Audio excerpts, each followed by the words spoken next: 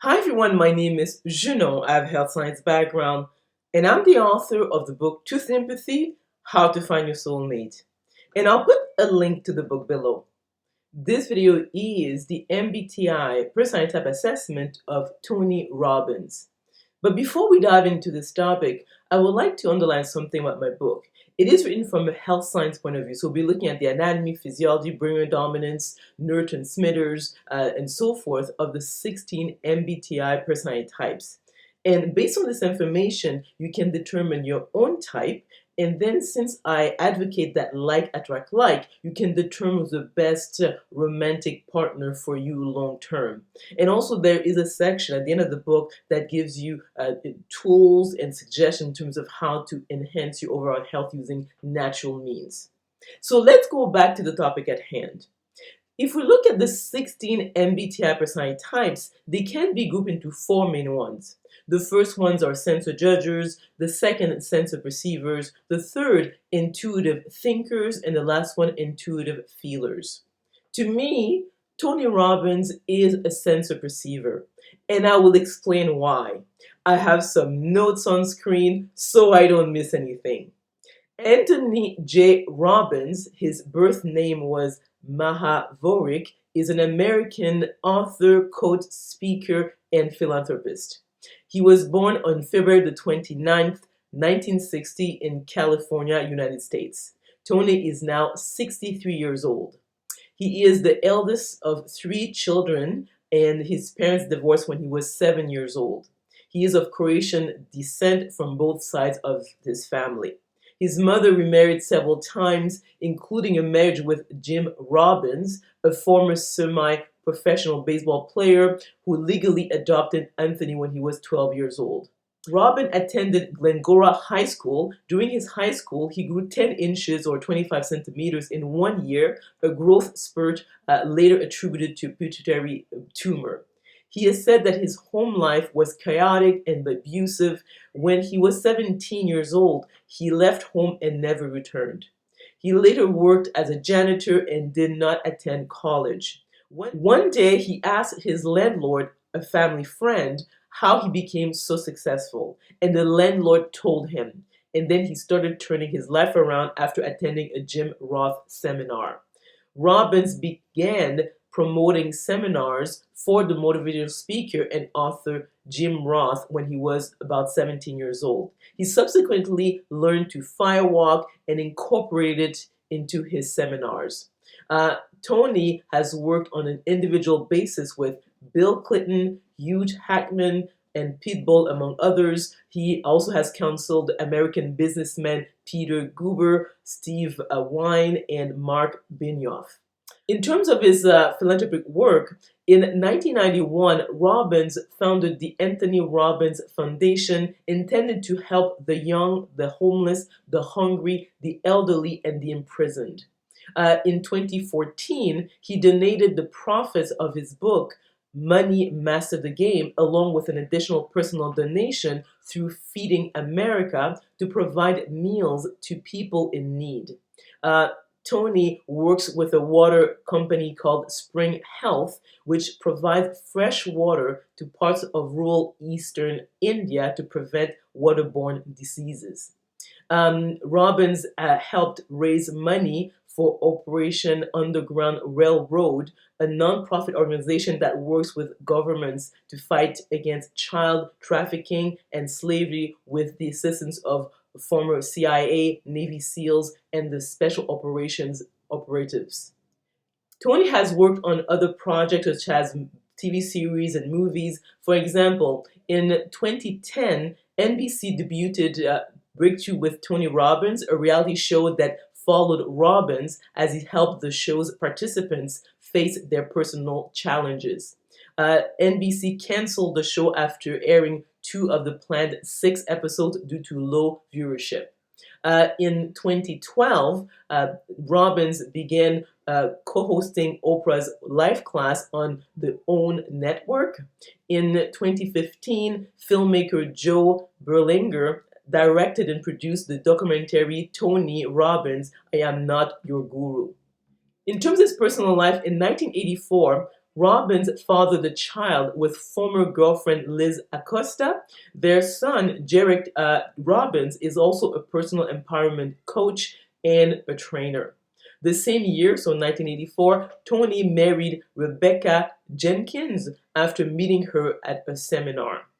Jenkins had 3 children from 2 former marriages whom Robbins adopted. Robbins and Jenkins filed for divorce in 1998. In October 2001, Robbins married Bone Sage Humphrey Robbins. They live now in Florida. And also, they have a young daughter now. Okay. Robbins was a vegan for 12 years. He then added fish to his diet. Whilst eating a fish-heavy diet, he developed mercury poisoning and nearly died. His diet now consists of mostly vegetables with a small amount of animal protein. Tony Robbins' current net worth is about $620 million US.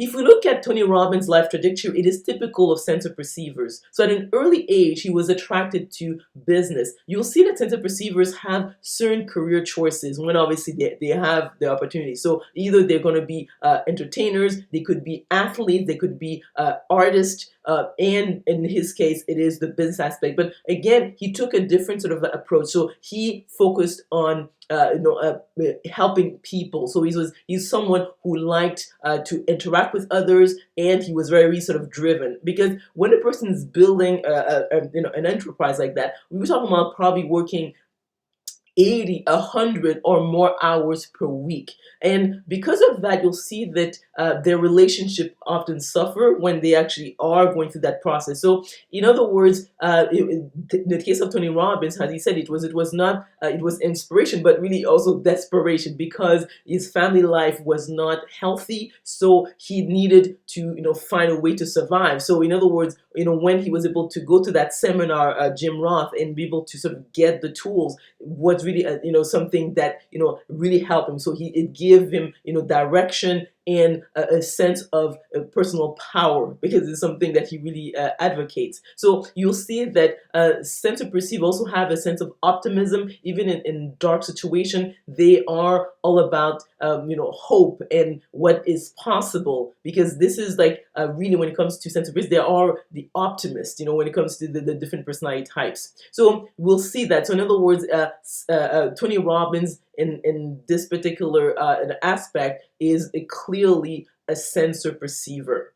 Now, the other aspect is whether or not Tony Robbins is a feeler or a thinker. I will lean more him being a feeler, because all his life he has focused on the human element. So he's very curious about people. He wants to know, what makes them tick, what drives human behavior. So you won't see that with a person who's a thinker, because they are object oriented. So that is you'll see that with Tony Robbins. And also people who know him rather well, like probably like his wife and so forth, that they'll say that he's rather a softie. So although obviously he's really big, I mean he's like 6'5" or something like that. They're very tall, like really big. But when you actually get to know him, he's not the type to be domineering. And you'll see that more with people who are like right brain dominant than a person who is left brain dominant. The other aspect also is the type of people. I mean, I've also seen in some of his video clips is that he gets